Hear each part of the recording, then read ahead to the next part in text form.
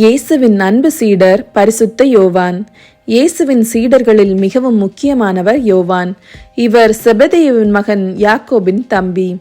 இயேசு கைது செய்யப்பட்ட நிகழ்வுக்கு பின் எல்லா சீடர்களும் தலைமறைவாகிவிட இவரும் பேதுருவும் தான் துணிச்சலாக தலைமை சங்க முற்றம் வரை வந்து இயேசுவை என்ன செய்கிறார்கள் என்று நோட்டமிட்டனர். சிலுவையில் இயேசு தொங்கிய போது சிலுவை அடியிலேயே நின்றிருந்தவர் அவர். இவரிடம்தான் இயேசு தன்னுடைய தாயை ஒப்படைத்தார். இவருடைய பணி பாலஸ்தீனத்தில்தான் தொடர்ந்தது. முதலில் சமாரியர்களிடையே இவருடைய பணி துவங்கப்பட்டு விரிவாக்கப்பட்டது. சமாரியர்கள் பலரை கிறிஸ்தவர்களாக்கியவர் இவர்தான். இயேசுவின் தாயாகிய மரியாளை தன்னுடைய தாயை போல பாதுகாத்தார். இயேசுவின் கடைசி விண்ணப்பத்தை அவர் வாழ்நாளின் முதல் கடமையாக கொண்டார். இரண்டாம் கட்டமாக எபேசு நகரில் யோவானின் பணி நடந்தது. பல்வேறு இடர்கள் நேர்ந்த போதும் துணிச்சலை விடாமல் மதத்தை போதிப்பதில் மிகவும் ஆர்வம் காட்டினார். தாமிதியன் பேரரசர் அரசாண்டு கொண்டிருந்த போது யோவான் இறைப்பணி ஆற்றியமைக்காக கைது செய்யப்பட்டார். யோவான் தன்னுடைய மறை போதனைகளை விட்டுவிட வேண்டுமென்று பேரரசர் பலர் எச்சரிக்கைகள் அனுப்பியும் யோவான் அவற்றை பொருட்படுத்தவில்லை. அரசருக்கு முன்பாகவே இயேசுவின் அதிசயங்களை குறித்து போதித்தார்.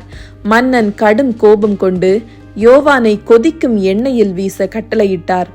படை வீரர்கள் பெரிய பானையில் எண்ணெயை ஊற்றி கொதிக்க வைத்தார்கள். எண்ணெய் கொதித்தது. அதன் அனலில் படை வீரர்களின் உடல்கள் கருகின. யோவான் இழுத்து வரப்பட்டார். கொதிக்கும் எண்ணெயில் யோவான் வீசப்பட்டார். எரிந்து பஸ்பமாகி போவார் என்று படை வீரர்கள் ஆவலுடன் காத்திருக்க அவர்களுக்கு காத்திருந்தது பேரதிர்ச்சி. யோவான் கொதிக்கும் எண்ணெயில் நின்று இறைப்புகழ் பாடிக்கொண்டிருந்தார். அதிர்ச்சியடைந்த வீரர்கள் மன்னரிடம் தகவலை சொல்ல மன்னனும் அந்த காட்சியை கண்டு நடுங்கினான். இனிமேலும் யோவானை தன்னுடைய பூமியில் நடமாட விடக்கூடாது என்று முடிவெடுத்த மன்னர் அவரை தற்போதைய துருக்கி நாட்டின் கடற்பகுதியில் இருந்த பத்மு எனும் தீவுக்கு நாடு கடத்தினான். யோவான் தீவில் தூக்கி எறியப்பட்டார். அங்கிருந்த குகை ஒன்று அவருக்கு அடைக்கலமானது. அந்த குகையில் அமர்ந்தபடியே அவர் வெளிப்பாடு நூலை எழுதினார். அந்த குகை அப்போகாலிப்ஸ் குகை என்று அழைக்கப்படுகிறது. யோவானின் தலைமறைவு வாழ்க்கை கிபி 96 முடிவுக்கு வந்தது.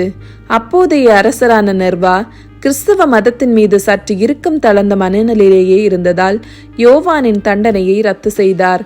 யோவான் எபேசு நகருக்கு திரும்பினார். சிமிர்னா, சர்தை, பிலதெல்பியா மற்றும் பல இடங்களுக்கும் சென்று கிறிஸ்தவ மத உரைகள் நிகழ்த்தி தலைவர்களையும் நியமித்தார். கிபி 100ஆம் ஆண்டு யோவான் இறந்தார். இயற்கை மரணம். இயேசுவின் அப்போஸ்தலர்களில் இயற்கை மரணமடைந்த ஒரே சீடர் யோவான் தான். இவர் விவிலியத்தில் இடம்பெற்றுள்ள யோவான் நற்செய்தியையும் வெளிப்பாடு என்னும் நூலையும் வேறு 3 நிருபங்களையும் எழுதி கிறிஸ்தவத்தில் நீங்காத இடம் பிடித்து விட்டார்.